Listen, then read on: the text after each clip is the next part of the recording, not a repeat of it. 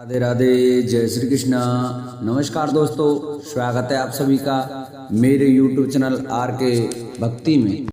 प्रिय भक्तजनों, आज हम आपको श्रीमद् भागवत महापुराण के 17वें अध्याय की कथा सुनाएंगे, जिसमें कि महाराज परीक्षित द्वारा कलयुग का दमन की कथा का वर्णन किया जाएगा। तो सभी भक्तजन हमारी कथा को श्रद्धा व प्रसन्न चित्त मन से सुने। आइए भक्तों, हम अपनी श्रीमद् भागवत महापुराण की कथा को प्रारंभ करते हैं। बोल भागवत भगवान की जय, बोल बांके बिहारी लाल की जय। सूत जी कहते हैं, सौनक जी, वहां पहुंचकर राजा परीक्षित ने देखा कि एक राजवेशधारी शूद्र हाथ में डंडा लिए हुए है और गाय बैल के एक जोड़े को इस तरह पीटता जा रहा है जैसे उनका कोई स्वामी न हो। वह कमल तंतु के समान श्वेत रंग का बैल एक पैर से खड़ा कांप रहा था तथा शूद्र की ताड़ना से पीड़ित और भयभीत होकर मूत्र त्याग रहा था। धर्मोपयोगी दूध घी आदि हविष्य पदार्थों को देने वाली वह गाय भी बार बार शूद्र के पैरों की ठोकरें खाकर अत्यंत दीन हो रही थी। एक तो वह स्वयं ही दुबली पतली थी, दूसरे उसके बछड़ा भी उसके पास नहीं था। उसे भूख लगी हुई थी और उसकी आंखों से आंसू बहते जा रहे थे। स्वर्ण जनित रथ पर चढ़े हुए राजा परीक्षित ने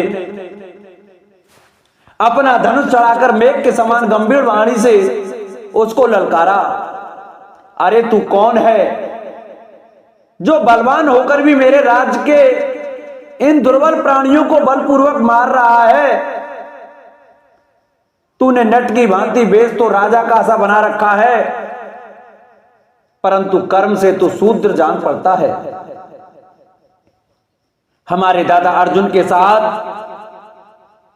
भगवान श्री कृष्ण के परम धाम पधार जाने पर इस प्रकार निर्जन स्थान में निरपराधों पर प्रहार करने वाला तू अपराधी है, अतः वध के योग्य है। उन्होंने धर्म से पूछा, कमल नाल के समान आपका श्वेत वर्ण है, 3 पैर न होने पर भी आप एक ही पैर से चलते फिरते हैं। यह देखकर मुझे बड़ा कष्ट हो रहा है। बतलाइए, आप क्या बैल के रूप में कोई देवता हैं? अभी भूमंडल कुरुवंशी नरपतियों के बाहुबल से सुरक्षित है, इसमें आपके सिवा और किसी भी प्राणी की आंखों से शोक के आंसू बहते मैंने नहीं देखे। धनुपुत्र, अब आप शोक ना करें, इस शूद्र से निर्भय हो जाएं। गौमाता, मैं दुष्टों को दंड देने वाला हूं, अब आप रोएं नहीं। आपका कल्याण हो देवी। जिस राजा के राज्य में दुष्टों के उपद्रव से सारी प्रजा त्रस्त रहती है, उस मत वाले राजा की कीर्ति, आयु, ऐश्वर्य और परलोक नष्ट हो जाते हैं।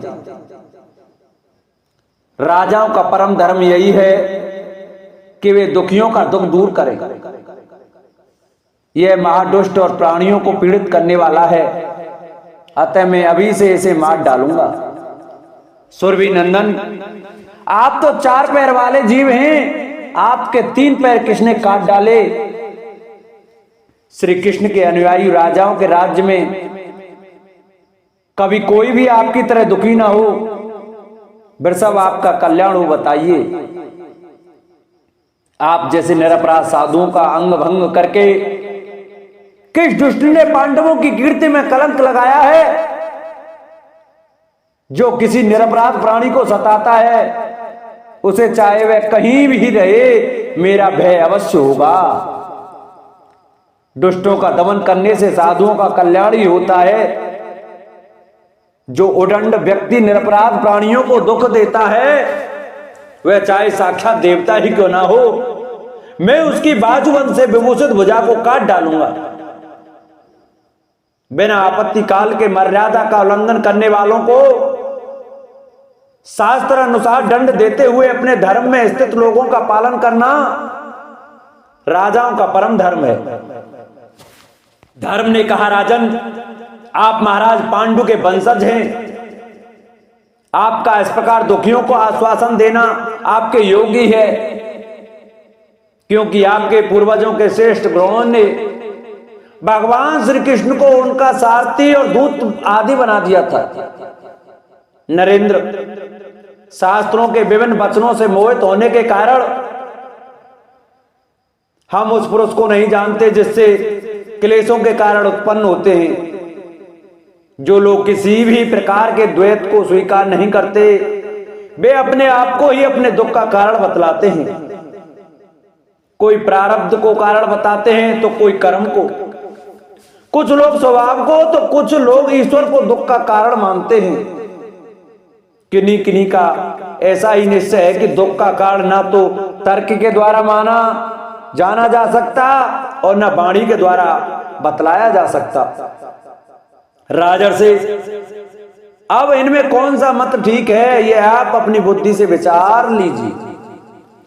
सूत जी कहते हैं, ऋषि श्रेष्ठ शौनक जी, धर्म का यह वचन प्रवचन सुनकर सम्राट परीक्षित बहुत प्रसन्न हुए। उनका खेद मिट गया। उन्होंने शांति चित्त होकर उनसे कहा। परीक्षित ने कहा, धर्म का तत्व जानने वाले वृषभदेव आपका धर्म का उपदेश कर रहे हैं। अवश्य आप वृषभ के रूप में स्वयं धर्म है।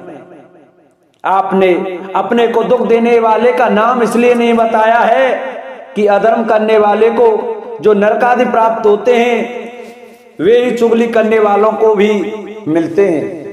अथवा यही सिद्धांत निश्चित है कि प्राणियों के मन और वाणी से परमेश्वर की माया के स्वरूप का निरूपण नहीं किया जा सकता। धर्मदेव, सतयुग में आपके 4 चरण थे, तप, पवित्रता, दया और सत्य। इस समय अधर्म के अंश, गर्व, आसक्ति और मत से 3 चरण नष्ट हो चुके हैं। अब आपका 4था चरण केवल सत्य ही बच रहा है। उसी के बल पर आप जी रहे हैं। असत्य से पुष्ट हुआ यह अधर्म रूप कलयुग उसे भी ग्रास कर लेना चाहता है। ये गौ माता साक्षात पृथ्वी है।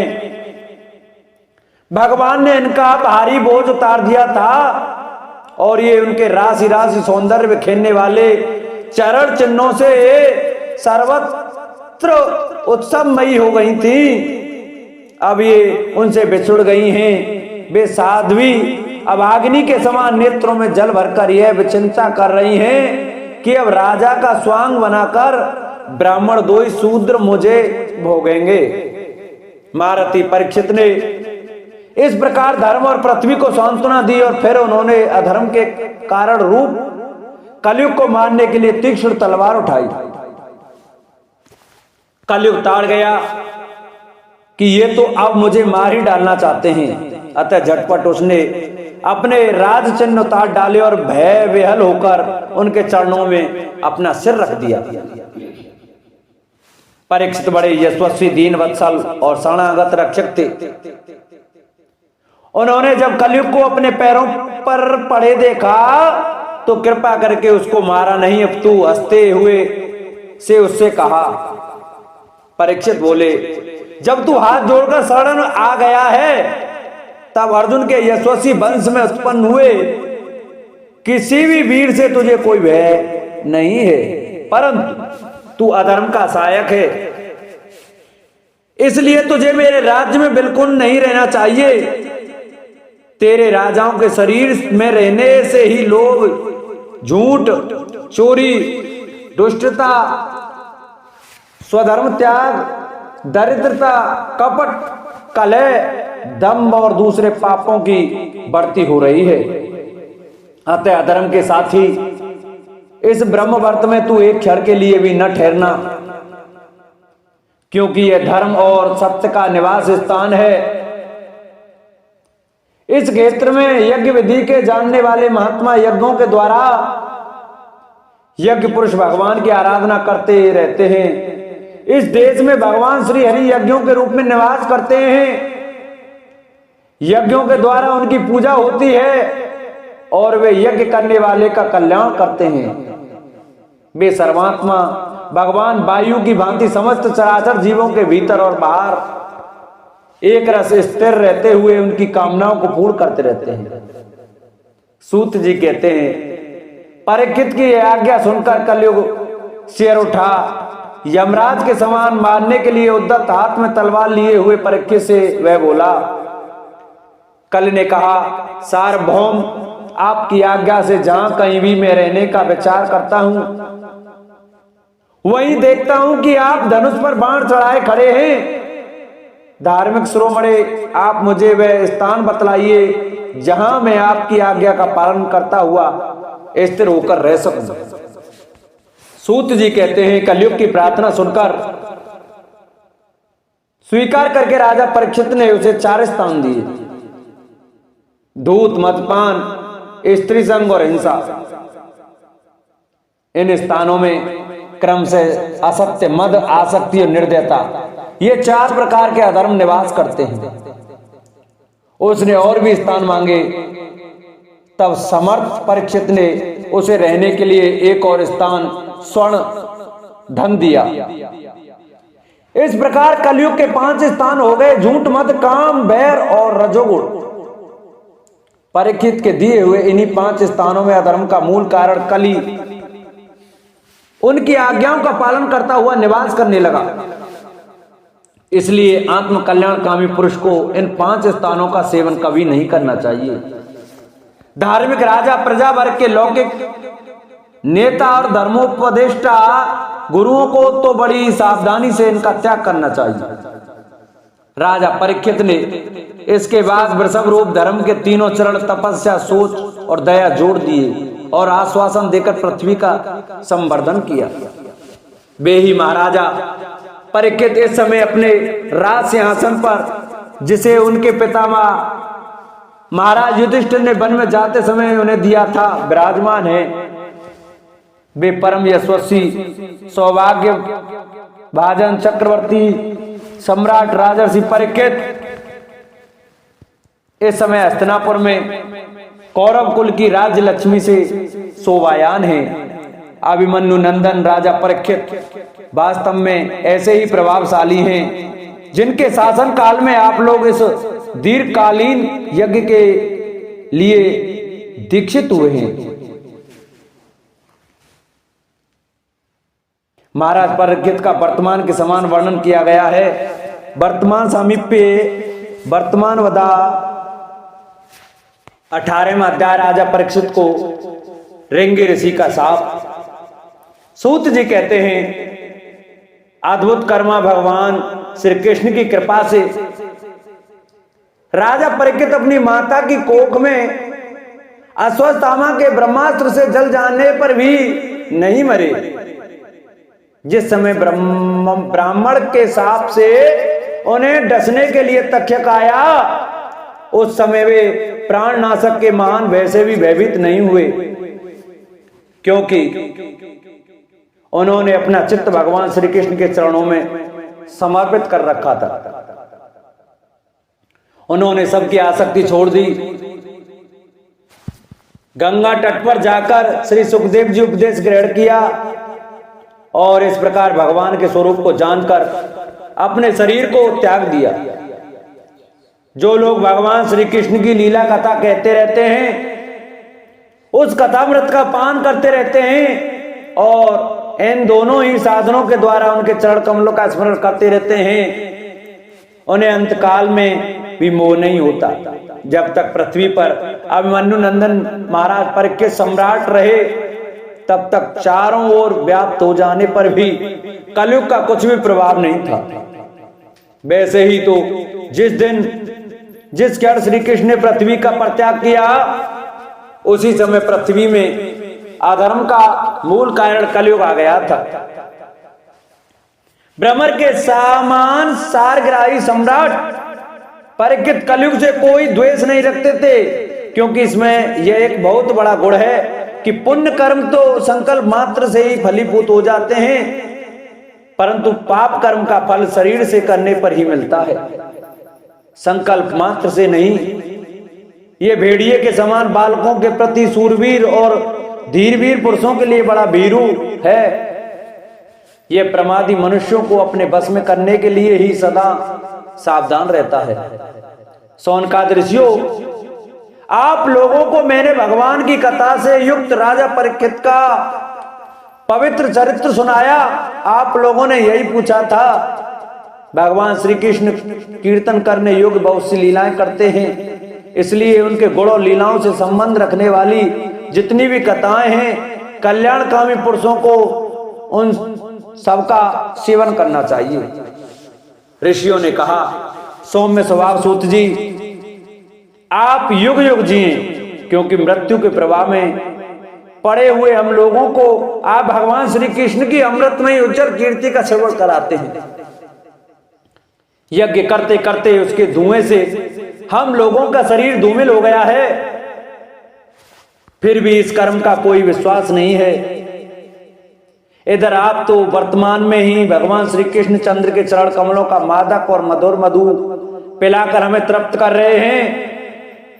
भगवत प्रेमी भक्तों के लव मात्र के सत्संग से स्वर्ग एवं मोक्ष की तुलना नहीं की जा सकती, फिर मनुष्यों के तुच्छ भोगों की तो बात ही क्या है। ऐसा कौन रसमर्मज्ञ होगा जो महापुरुषों के एकमात्र जीवन सर्वत्र श्री कृष्ण की लीला कथाओं से तृप्त हो जाए।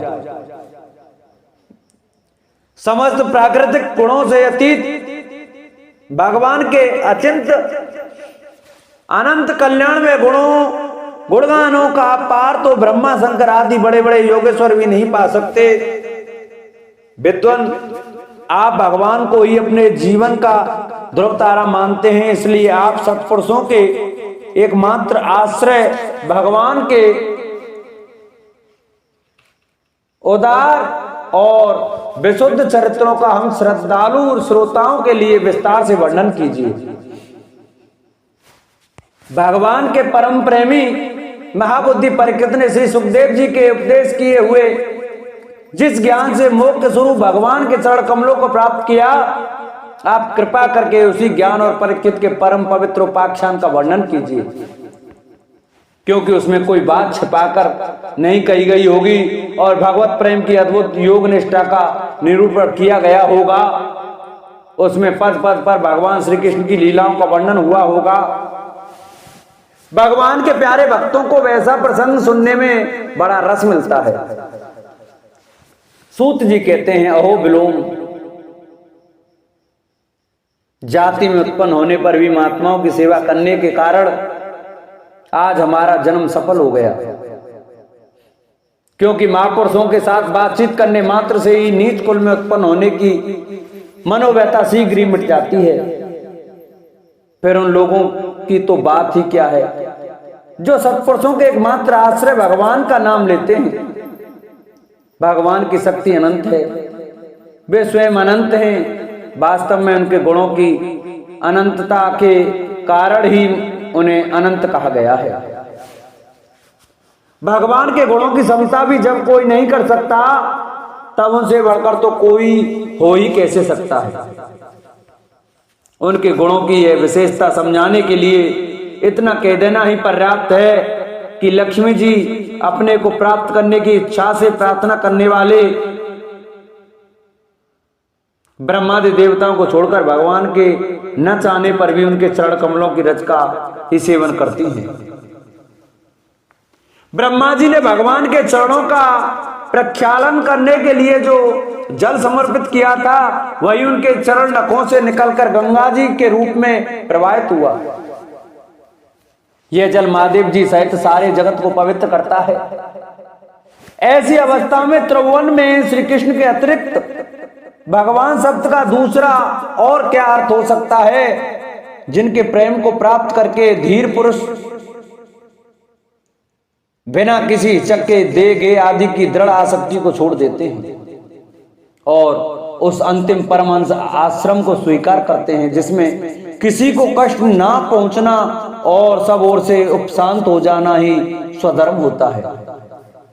सूर्य के समान प्रकाशमान महात्माओं, आप लोगों ने मुझसे जो कुछ पूछा है वह मैं अपनी समझ के अनुसार सुनाता हूं।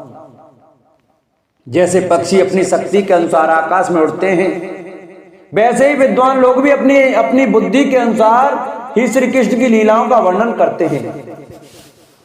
एक दिन राजा परीक्षित धनुष लेकर वन में शिकार खेलने के लिए गए हुए थे।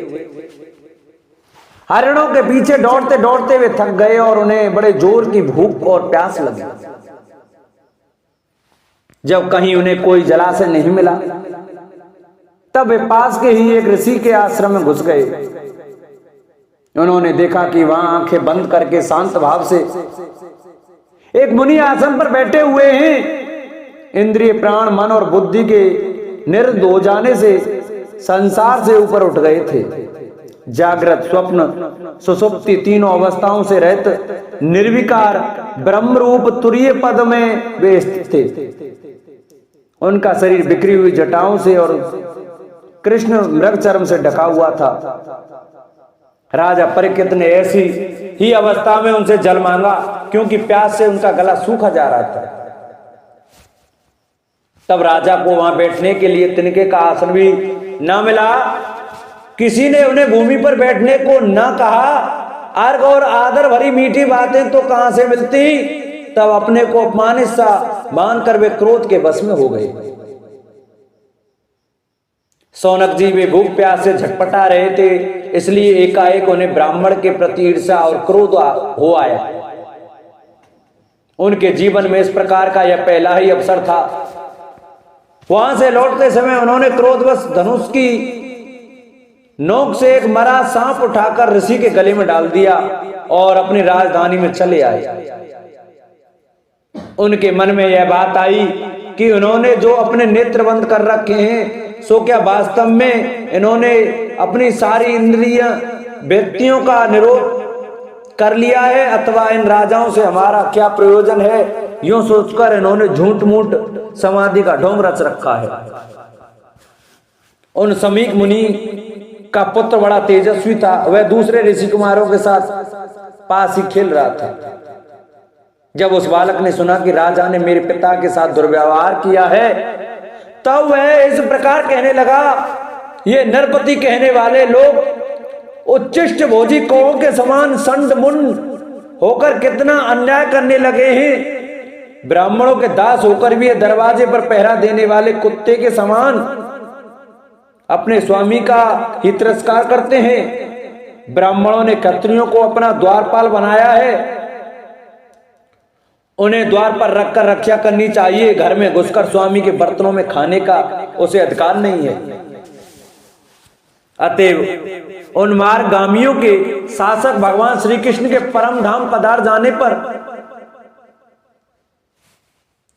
इन मर्यादा तोड़ने वालों को आज मैं दंड देता हूं। मेरा तपोबल देखो।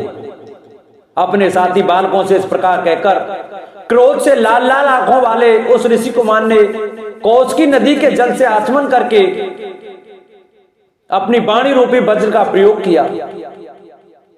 कुलांगार परीक्षित ने मेरे पिता का अपमान करके मर्यादा का उल्लंघन किया है, इसलिए मेरी प्रेरणा से आज के 7वें दिनों से तक्षक सर्प डस लेगा। इसके बाद वह बालक अपने आश्रम पर आया और अपने पिता के गले में सांप देखकर उसे बड़ा दुख हुआ तथा वह डाढ़ मारकर रोने लगा। विप्रवर सौनक जी, समीक मुनि ने अपने पुत्र का रोना चिल्लाना सुनकर धीरे धीरे अपनी आंखें खोली और देखा कि उनके गले में एक मरा सांप पड़ा है। उसे फेंककर उन्होंने अपने पुत्र से पूछा, बेटा तुम क्यों रो रहे हो? किसने तुम्हारा अपकार किया है? उनके इस प्रकार पूछने पर बालक ने सारा हाल कह दिया। ब्रह्मर्षि समीक ने राजा के शाप की बात सुनकर अपने पुत्र का अभिनंदन नहीं किया। उनकी दृष्टि में परीक्षित शाप के योग्य नहीं थे।